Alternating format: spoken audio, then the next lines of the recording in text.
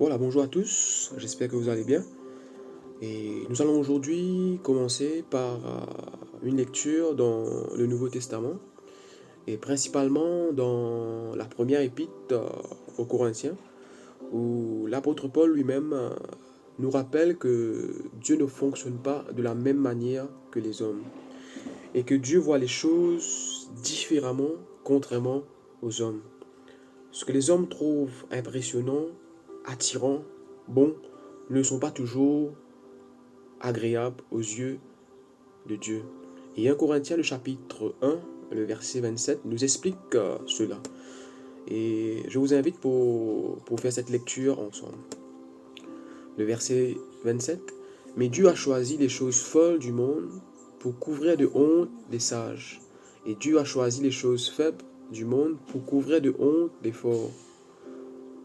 Le verset 28, Dieu a choisi les choses basses et méprisées du monde, celles qui ne sont rien, pour réduire à néant celles qui en sont, afin que personne ne puisse faire le fier devant Dieu.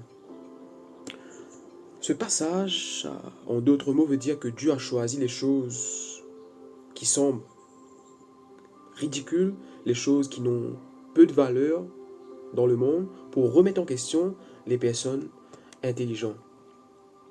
Et ici, l'apôtre Paul explique aux Corinthiens que la méthodologie, la façon que Dieu prépare les choses est complètement différente aux hommes.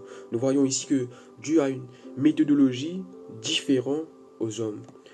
Et pour approfondir un peu plus sur cette thématique, nous allons aujourd'hui nous focaliser, nous allons nous pencher un peu plus sur l'appel et la mission de Moïse et du prophète Jérémie.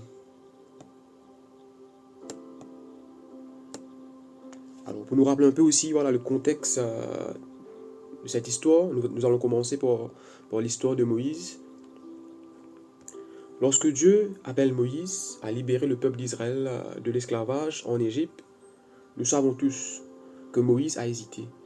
Il a commencé à trouver plein d'excuses pour ne pas répondre à cet appel, pour ne pas répondre à cette mission, disant même qu'il n'était pas doué pour parler, qu'il avait la langue embarrassante.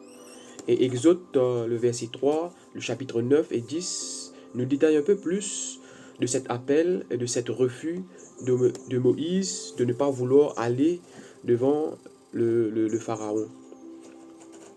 Je vous invite pour cette lecture, Exode, le chapitre 3, le verset 9 à 10. Maintenant les cris des Israélites sont venus jusqu'à moi. J'ai aussi vu l'oppression que leur font subir les Égyptiens. Maintenant, vas-y, je t'enverrai vers le Pharaon, et tu feras sortir d'Égypte mon peuple, les Israélites. Nous allons lire aussi le verset 4 pour voir maintenant la réponse de Moïse. Exode le chapitre 4, le verset 10. Moïse dit à l'Éternel, ah Seigneur, je ne suis pas un homme doué pour parler, et cela ne date ni d'hier ni d'avant-hier, ni même du moment où tu as parlé à ton serviteur. En effet, j'ai la bouche et la langue embarrassées. Et le verset 11, l'Éternel dit, qui a donné une bouche à l'homme? Qui rend muet ou sourd, capable de voir ou aveugle? N'est-ce pas moi, l'Éternel? Maintenant, vas-y, je serai moi-même avec toi. Je serai moi-même avec ta bouche, et je t'enseignerai ce que tu devras dire. Le verset 13, là c'est Moïse qui répond, ah Seigneur, envoie quelqu'un d'autre que moi.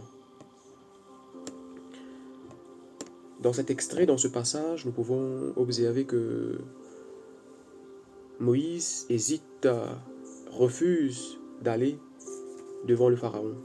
Il refuse de répondre à la mission de Dieu.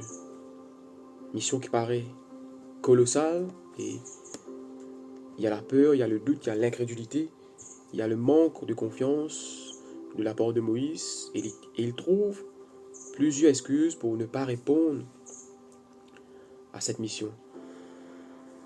Mais ce que je trouve vraiment intéressant et pertinent dans ce passage, c'est que Dieu a vu en Moïse ce que Moïse lui-même n'avait pas vu. Ce côté de leadership, ce côté de berger, ce côté de pouvoir prendre soin des autres et diriger tout un peuple. Moïse ne le sentait pas. Moïse ne le voyait pas. Mais Dieu avait déjà vu les dons, les capacités, l'onction qu'il avait lui-même mis en Moïse. Et je pense qu'aujourd'hui encore, de nombreux chrétiens ne réalisent pas les dons, les capacités que Dieu a placées en eux. Ils hésitent encore à répondre à la mission, à l'appel de Dieu pour accomplir son œuvre, pour avancer son Église. Et en parallèle avec l'histoire de Moïse, nous avons aussi l'histoire du prophète Jérémie. Identique à Moïse, Jérémie aussi hésitera à répondre à cet appel, refusera à répondre à cet appel, fuira, nous pouvons dire, à cet appel.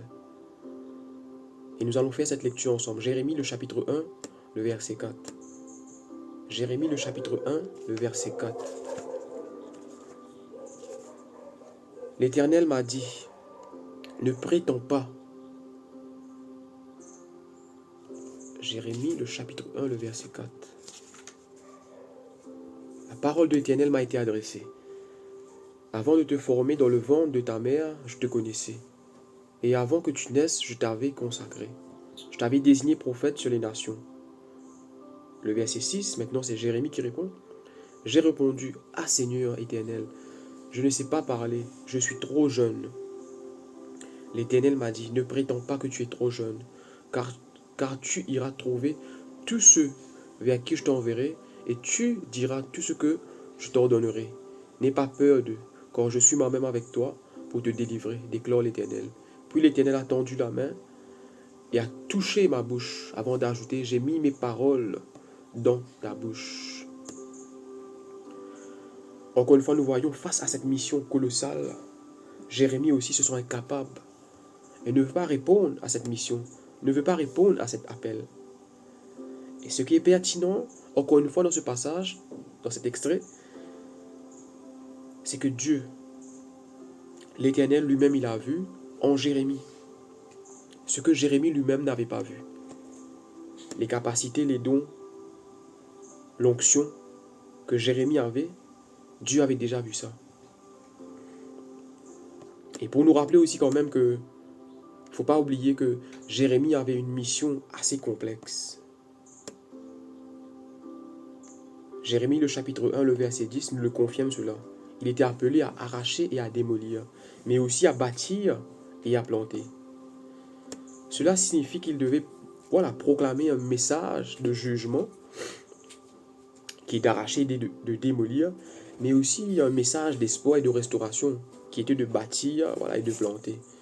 Et il faut savoir aussi que le message de Jérémie n'était pas seulement vers le peuple d'Israël, mais il était appelé à apporter un message aussi vers d'autres nations. Et encore une fois ici, la beauté de ces deux passages, ces deux histoires, réside dans le fait que malgré notre façon d'être, nos manquements, nos limitations, nos imperfections, le Seigneur veut nous faire participer et à contribuer à l'avancement de son œuvre. Je crois sincèrement dans mon cœur ce matin que Dieu ne désire pas, recherche pas des personnes parfaites. Il connaît nos manquements, il connaît nos limites, il connaît nos limitations.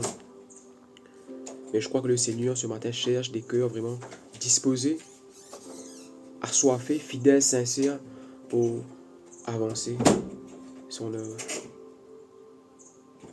Et pour résumer, pour conclure, Dieu aime choisir des personnes qui se sentent petites, qui pensent qu'elles ne sont pas capables de manifester, qui pensent qu'elles ne sont pas capables. Et c'est là que par la suite, Dieu va manifester sa gloire, Dieu va manifester sa puissance. Et c'est là que nous pouvons mettre en pratique ce verset. Actes le chapitre 1, le verset 8. Vous recevrez une puissance quand le Saint-Esprit viendra sur vous. Et vous serez mes témoins. Que la paix et l'amour de Dieu vous accompagnent tout au long de cette semaine. Et que la bénédiction de Dieu soit sur vous. Amen. À la prochaine.